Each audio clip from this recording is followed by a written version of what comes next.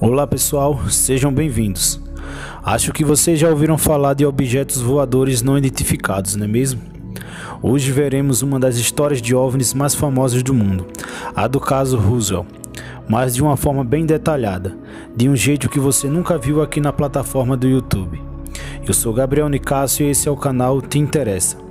E hoje veremos o famoso caso Roswell, de um jeito que você nunca viu. E sem mais demoras, não esquece de curtir e se inscrever no canal e deixar o seu comentário aqui embaixo. E vamos para mais um vídeo!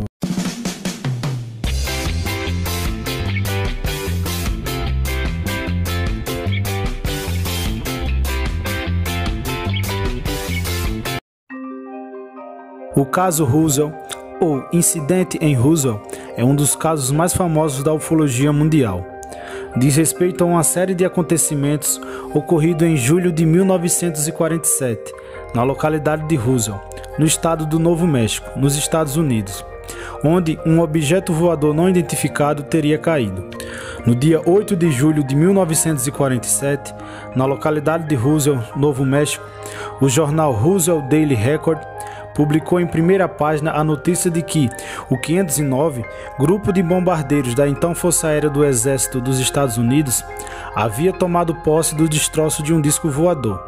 A notícia causou um alvoroço na cidade, mas já no dia seguinte, o jornal desmentiu a história, afirmando que os restos eram apenas de um balão meteorológico. Os destroços haviam sido encontrados originalmente por um fazendeiro chamado William McBrazel, que deu uma entrevista ao jornal local contando como foi o achado, publicado no dia 9 de julho.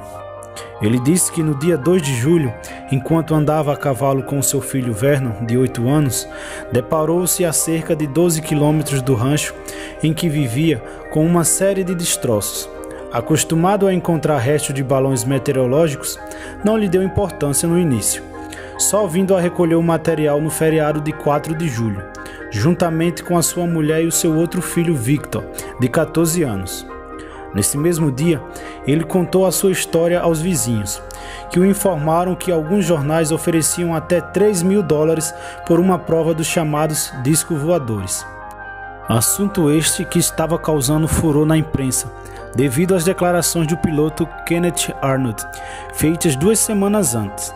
Arnold relatou que ao sobrevoar o Oregon, avistou que seriam aeronaves voando em formação e descreveu o seu movimento como o de pedras ou disco deslizando na superfície de um lago.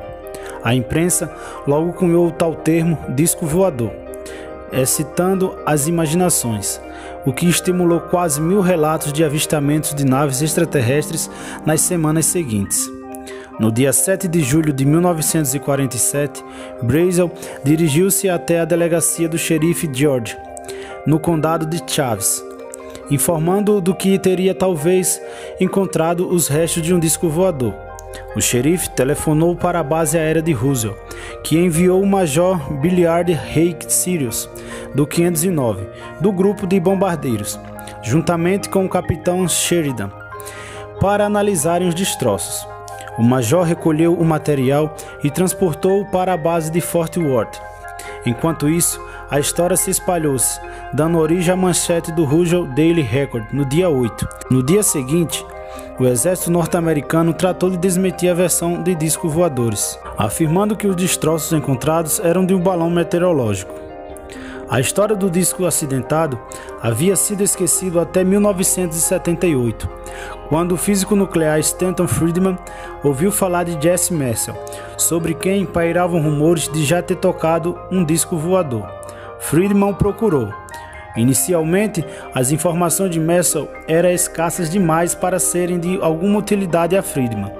Mas aos poucos, ele e outros pesquisadores foram obtendo mais informações e descobrindo outras testemunhas. Enquanto isso, Friedman conseguiu que uma entrevista com Marcel fosse publicada no tabloide National Enquirer, onde Marcel afirmava que nunca tinha visto nada como o material encontrado em Roswell, que acreditava ser de origem extraterrestre.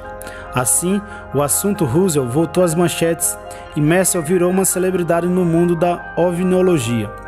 Em 1994, Stephen Schiff, congressista, do Novo México pediu ao General Account Office, Escritório-Geral de Auditoria, que buscasse a documentação referente ao caso Roosevelt. Quando a Força Aérea dos Estados Unidos, a USAF, recebeu a petição, publicou 2 relatórios inclusivos sobre o caso. O primeiro de 25 páginas, intitulado O Relatório Roosevelt, a verdade diante da ficção no deserto do Novo México. Foi publicado ainda em 1994 e se concentra na origem dos destroços encontrados. Já o segundo, publicado 3 anos depois e denominado O Incidente de Roosevelt, o caso encerrado, aborda os relatos dos corpos de alienígenas. No primeiro relatório da USAF, afirma que os restos encontrados eram de balões do projeto Mogul, altamente secreto, projetado para detectar possíveis testes nucleares soviéticos. Para isso, detectores acústicos de baixa frequência eram colocados em balões e lançados a altas altitudes. Outros pesquisadores também chegaram de forma independente à relação entre Roosevelt e o projeto Mogul. Robert Todd e Carl Flock, autores de Roosevelt, Inconvenient Factors and the Will to Believe. Os pesquisadores do projeto Mogul, ainda vivos por ocasião da investigação, foram entrevistados, em especial o professor Charles Moore, que era o engenheiro-chefe do projeto. Inicialmente baseados na Universidade de Nova York, os pesquisadores se mudaram para a base de Alamogordo, Novo México, de onde os balões eram lançados. O equipamento utilizado para as pesquisas era carregado por uma série de balões, inicialmente de neopreno e mais tarde de polietileno, conectados entre si, pendurados a uma série de balões e a um alvo de radar. Uma estrutura multifacetada de compensado recoberto com papel alumínio, utilizada para rastrear os balões após o lançamento. A partir dos registros ainda disponíveis sobre o projeto, concluiu-se que os destroços encontrados em Roosevelt seria provavelmente do 4º voo, ocorrido em 4 de junho de 1947. Este voo consistia em cerca de 21 balões meteorológicos de neoprene ligados entre si, um microfone sonda, explosivos para regular a altitude do aparelho, interruptores de pressão, baterias, anéis de lançamento de alumínio e 3 paraquedas de pergaminho, reforçado de cor vermelha ou laranja, e 3 alvos refletores de radar de um modelo não normalmente usado no continente dos Estados Unidos. De acordo com o diário do Dr. Curry, um dos responsáveis do projeto, o voo NIL-4 foi acompanhado pelo radar até que desapareceu a cerca de 27 km de distância do Rancho Foster. As cartas meteorológicas da época demonstram que, de acordo com os ventos prevalecentes de então, os balões podiam ter sido levados exatamente para o local onde McBrizzle os encontrou 10 dias depois. Já no relatório de 1997, a Força Aérea dos Estados Unidos afirmou que os estranhos corpos descritos por algumas das testemunhas eram na verdade bonecos de teste do projeto Rig Dave. Conclui-se que diversas atividades da Força Aérea ocorridas ao longo de vários anos foram misturadas pelas testemunhas, que as lembraram erroneamente como tendo ocorrido em julho de 1947. Os supostos corpos de alienígenas observados no Novo México se tratavam na verdade de bonecos de testes, carregados por balões de alta altitude. As atividades militares suspeitas observadas na área eram as operações de lançamento e recuperação dos balões e dos bonecos de testes. Que os relatos envolvendo alienígenas mortos no hospital da base de Roosevelt provavelmente se originaram da combinação de 2 acidentes, cujos feridos foram para aí transportados. A queda de um avião KC-97 em 1956, no qual 11 militares morreram, e um incidente com um balão tripulado em 1959, em que 2 pilotos ficaram feridos. Atualmente, bonecos de teste são amplamente conhecidos pelo público, principalmente por causa do seu uso em testes de segurança de automóveis, mas na década de 1950 eles eram desconhecidos fora dos currículos das pesquisas científicas. No entanto, na década de 1920, a Força Aérea Americana já lançava esses bonecos de aviões, como forma de testar modelos de paraquedas.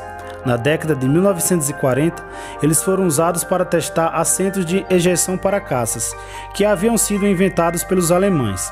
E na década de 1950, eles estavam sendo lançados de balões a alta altitude como parte do desenvolvimento de cápsulas de escape para os futuros veículos espaciais. Entre junho de 1954 e fevereiro de 1959, 67 bonecos foram lançados de balões na região do Novo México, sendo que a maioria caiu fora dos limites das bases militares. Os bonecos eram transportados em grandes caixas de madeira, semelhantes a caixões, para evitar danos aos sensores montados em seu interior. Pelo mesmo motivo, quando retirados das caixas ou após recuperados no campo, os bonecos eram normalmente transportados dentro de sacos plásticos em macas. Em alguns lançamentos, os bonecos vestiam uma roupa de alumínio que protegia os sensores das baixas temperaturas das altas altitudes. Todos estes fatos, além de sua aparência, provavelmente contribuíram para a identificação como corpos de alienígenas. Em março de 2011, um documento de 22 de março de 1950, escrito pelo agente Guy Huttel, foi liberado pelo FBI em seu sistema de pesquisa, The Vault. O documento registra apenas o boato de que 3 discos voadores teriam sido recuperados no Novo México, e que cada uma das espaçonaves seria ocupada por 3 corpos de forma humana, mas com apenas 3 pés, cerca de 1 metro de altura, vestidos com roupas metálicas de textura muito fina.